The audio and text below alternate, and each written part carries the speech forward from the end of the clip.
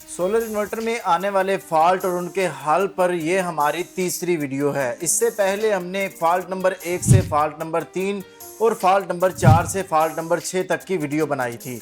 आज की वीडियो में हम फॉल्ट नंबर 7, 8, 9, 10 ये फॉल्ट क्यों आते हैं, इनकी क्या वजह होती है और इनको कैसे ठीक करते हैं, इसके बारे में हम बात करेंगे।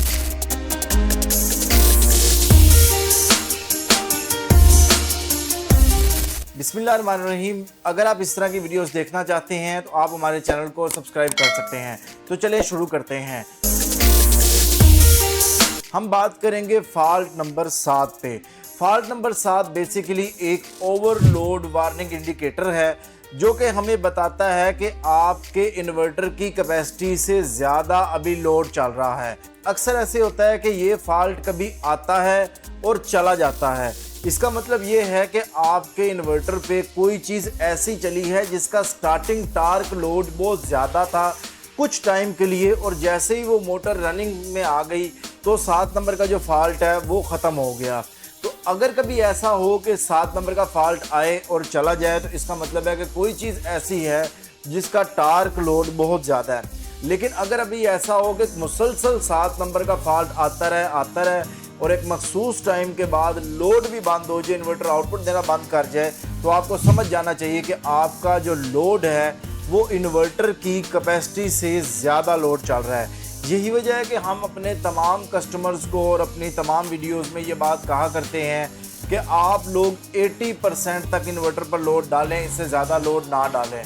अब यहाँ पे जो दुकानदार भाई हैं उनसे भी मैं ये रिक्वेस्ट करूँगा कि जब कोई कस्टमर आपके पास आए आप उसका लोड सुन के उसके लोड के मुताबिक उसको प्रोडक्ट दें।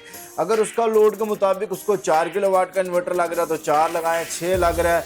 अगर उसका लोड 6 किलोवाट से ज़्यादा है, 7 किलोवाट है, 6.5 किलोवाट है, तो कोशिश करें उससे ज़्यादा कैपेसिटी का 8 किलोवाट का आप उसको इन्वर्टर रिकमेंड करें। तो इस ताकि ये है कि फॉल्ट 0.7 जो है वो कम से कम देखने को मिले। अब हम बात करेंगे फॉल्ट नंबर 8 की। ये फॉल्ट है इनपुट ग्रिड वोल्टेज हाई। आपकी इनपुट अगर वापडा दी हुई है, के इलेक्ट्रिक है या जनरेटर है, उसके इनपुट वोल्टेज जो है वो किसी वजह से लिमिट से ज़्यादा हो चुके हैं। जैसे अक्सर हमारे इन्वर्टर्स की लिमिट जो होती है वो 255 होती है, कुछ की 265, 270 होती है। तो जो लिमिट से ज़्यादा इनपुट वोल्टेज आएंगे तो हमें 0.8 का जो इंडिकेटर है, वार्निंग इंडिकेटर जो है ये हमें मिलेगा। 0.8 का मतलब ये है कि आपका जो इन्वर्टर है उसको वापडा के वोल्टेज ज़्यादा मिल रहे हैं। आपको अब 2 काम करने हैं। या तो बेहतर ये है कि आप इनपुट पे प्रोटेक्टर लगाएं जिस पे आप 250, 255 की लिमिट लगा दें, ताकि अगर कभी भी वापडा के वोल्टेज ज़्यादा आएँ तो वो प्रोटेक्टर इनपुट जो है वो डिस्कनेक्ट कर दे और इन्वर्टर तक वो वोल्टेज जाए भी ना और इन्वर्टर जो है 8 नंबर का फॉल्ट दे भी ना। लेकिन अक्सर औकात क्या होता है, कुछ देर के लिए आपके इन्वर्टर ने 8 नंबर का एरर दिया फिर ठीक हो गया।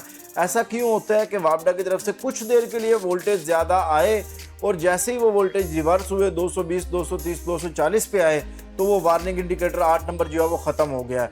बट अगर कंटिन्यूसली आ रहा है तो इसका एहतियाती तदबीर ये होती है कि आप उस टाइम के लिए कुछ देर के लिए जो है वो वापडा की इनपुट जो है या के इलेक्ट्रिक या जनरेटर जो है उसकी आप इन्वर्टर की इनपुट जो है उसको आप बंद कर दें, ताकि इन्वर्टर में कोई मेजर फॉल्ट ना आए। बेसिकली ये जिनको हम फॉल्ट कह रहे हैं ये बेसिकली प्रोटेक्शन सिस्टम है, एक ऐसा सॉफ्टवेयर का निज़ाम है जो इन्वर्टर के अंदर कंपनीज़ ने दिया हुआ है। यानी किसी भी मसले की सूरत में इन्वर्टर में ख़राबी ना हो, बल्कि इन्वर्टर जो है एक वार्निंग इंडिकेटर आपको दे के और उसकी आउटपुट को बंद कर दे, ताकि इन्वर्टर में फॉल्ट रेशो कम से कम आए। अब अक्सर क्या होता है, लोग कहते हैं जी हमारे आउटपुट के वोल्टेज ज़्यादा आ रहे थे तो हमें 0.8 का जो है वो एरर मिला है। तो देखिए वो तमाम इन्वर्टर जो रियल टाइम शेयरिंग करते हैं, जैसे डायमंड में हमारा Z5 है या डायमंड है, जितने भी हमारे इन्वर्टर हैं, उसमें क्या होता है कि जो रियल टाइम शेयरिंग के जो इन्वर्टर होते हैं, जब जितने इनपुट के वोल्टेज होते हैं उतने ही आउटपुट के वोल्टेज होते हैं। तो हम क्या देखते हैं जी, आउटपुट पे वोल्टेज 275 हुए तो 0.8 का एरर आया। वो इसलिए आया क्योंकि इनपुट पे वोल्टेज जितने थे, क्योंकि रियल टाइम शेयरिंग वाले जितने भी इन्वर्टर हैं जो रियल टाइम शेयरिंग करते हैं उनके इनपुट पे जितने वोल्टेज एसी के होते हैं आउटपुट पे वो उतने ही वोल्ट जो है वो फराम कर रहे होते हैं। सम टाइम ग्रिड फीडिंग जब ऑन करते हैं तो वोल्टेज ज़्यादा हो जाते हैं, तो उस सूरत में भी ये फॉल्ट हमें देखने को मिलता है। तो इसका सलूशन सिर्फ यही है कि इनपुट के वोल्टेज को स्टेबल किया जाए और फिर ये फॉल्ट ठीक हो जाएगा। अगर आपके इलाके में कुछ देर के लिए ये मसला आया और ठीक हो गया फिर तो कोई मसला परेशानी की बात नहीं है। लेकिन अगर आप कहते हैं कि हमारे इलाके में वोल्टेज रहते ही 270 हैं, 275 हैं, 265, 280 के दरमियान रहते हैं, तो इसका एक ही हल है, या तो आप वापदा वालों से कह के उसको मैनेज करवाएं जो भी मामलात हैं। अगर वो नहीं हो सकता तो फिर आप अपने एंड से क्या कर सकते हैं, आप अपने एंड से ये कर सकते हैं कि आप स्टेबलाइज़र का इस्तेमाल करेंगे। और स्टेबलाइज़र आप लगा के, स्टेबलाइज़र का काम सिर्फ ये नहीं है कि वो कम वोल्टेज को ज़्यादा करे, बल्कि ज़्यादा वोल्टेज को भी उसने एक स्टेबल वोल्ट पर लाना होता है। तो अगर आपके इलाके में वोल्टेज ज़्यादा होते हैं तो उस सूरत में भी आप स्टेबलाइज़र का इस्तेमाल करके इस फॉल्ट से जान छुड़ा सकते हैं। अब हम बात करते हैं फॉल्ट नंबर 9 की, बस सॉफ्ट स्टार्ट फेल्ड। इन्वर्टर्स के फॉल्ट में सबसे ज़्यादा ख़तरनाक फॉल्ट इसको कहा जाता है। क्या वजह हो सकती है? वो यही वजह हो सकती है कि ये इन्वर्टर के इंटरनल किसी कंपोनेंट में ख़राबी हो सकती है, IGBT में हो सकती है, किसी भी कंपोनेंट के CPU, कहीं पे भी अगर इन्वर्टर के कंपोनेंट में मसला आता है जो हार्डवेयर का मसला होता है, तो उस वक्त जो है 09 का एरर आता है। 09 के एरर का मतलब है कि आपको इन्वर्टर सर्विस सेंटर भेजना पड़ेगा और ये इन्वर्टर वहीं से ठीक होगा। 100 में से 5%, 2%, मैक्सिमम अगर हम बात करें तो 10% ऐसे होता है कि 09 का फॉल्ट आया और आपने इन्वर्टर को बिल्कुल बंद किया और रीस्टार्ट करके चलाया तो फॉल्ट नहीं आया, फॉल्ट चला गया। लेकिन ये बहुत कम ऐसे होता है। ज़्यादा टाइम में क्या होता है कि आपको जब भी 09 का फॉल्ट मिले तो कोई अपने तजर्बे ना करें, आप इन्वर्टर को जो भी सर्विस सेंटर आपके करीब है आप वहां पे जाके इन्वर्टर का फॉल्ट जो है वो ठीक करवा सकते हैं। अगर आपका इन्वर्टर वारंटी में है तो आपने डेफिनेटली वारंटी कार्ड पर डेट भी डाली होगी, स्टैम्प भी लगवाई होगी, तो वो आप जो है सर्विस सेंटर से ठीक करवा सकते हैं।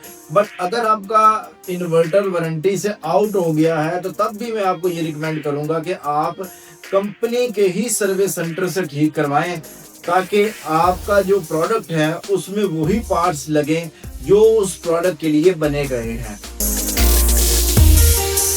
अब हम बात करते हैं फॉल्ट नंबर 10 की। अच्छा, जिन्हें मैं फॉल्ट कह रहा हूँ, बेसिकली फॉल्ट और वार्निंग इंडिकेटर में भी डिफरेंस होता है। तो ये ज़्यादातर जो मैं बात कर रहा हूँ, जैसे 09 है ये एक फॉल्ट है, जिस तरीके से 08 है ये वार्निंग इंडिकेटर है, 07 जो है ये वार्निंग इंडिकेटर है कि आपका लोड बढ़ रहा है।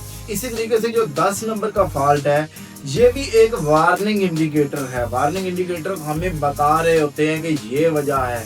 जब भी आपके स्क्रीन पे 10-10 जल बुझ रहा हो, ब्लिंक कर रहा हो, तो आपको समझ जाना चाहिए कि इनपुट के वोल्टेज लो है जो इन्वर्टर की लिमिट है।